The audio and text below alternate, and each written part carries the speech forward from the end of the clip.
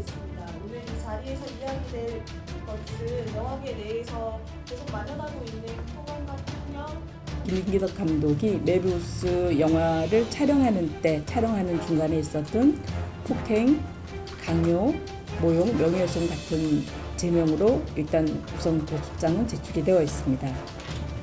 촬영 현장에서 사전이나 사후에 아무런 양해나 설명, 합리적인 이유도 없이, 설명도 없이 수차례 몸이 돌아갈 만큼, 뼈가 얼얼할 만큼 뺨을 때리는 것은 연기주도라고 할 수 없습니다.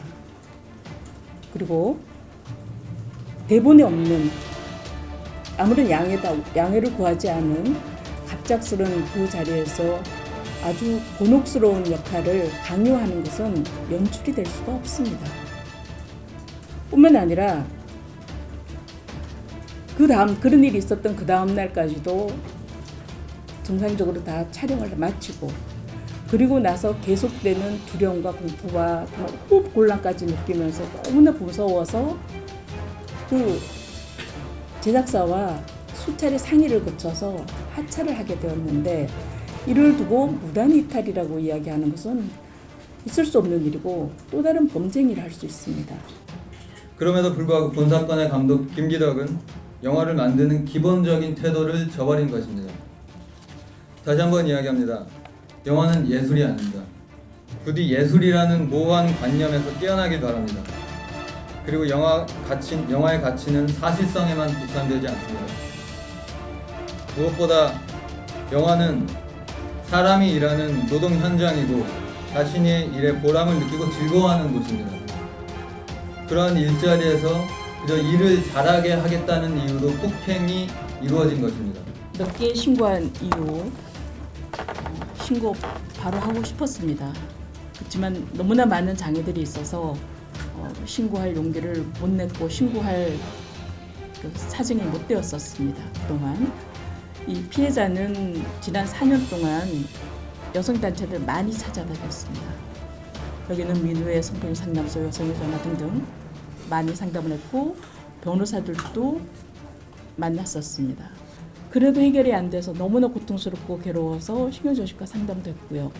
그리고 국가인권위원회도 찾아갔었고 112를 통해서 경찰에도 상담을 한 적이 있습니다.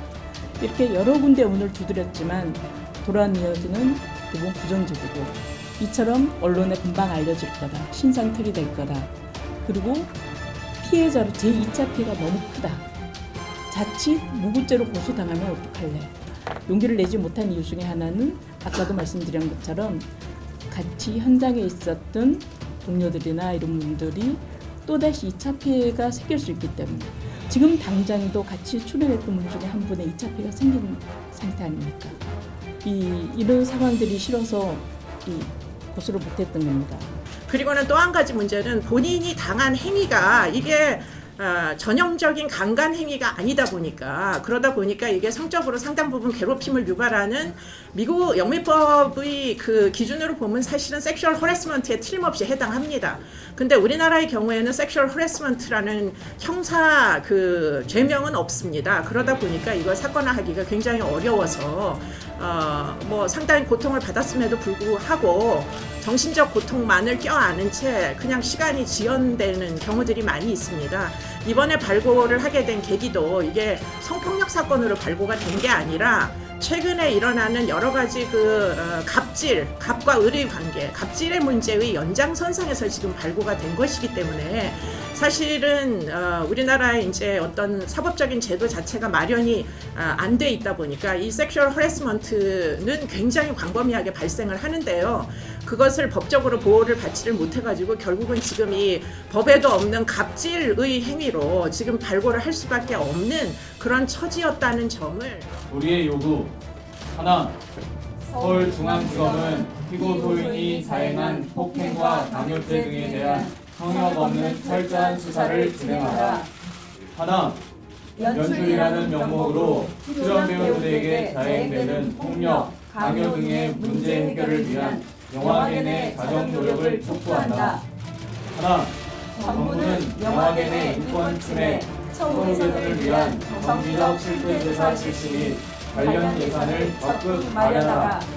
하나, 언론은 사건에 대한 추측성 보도와 피해 여성 배우 신상 파헤치기를 당장 중단하라.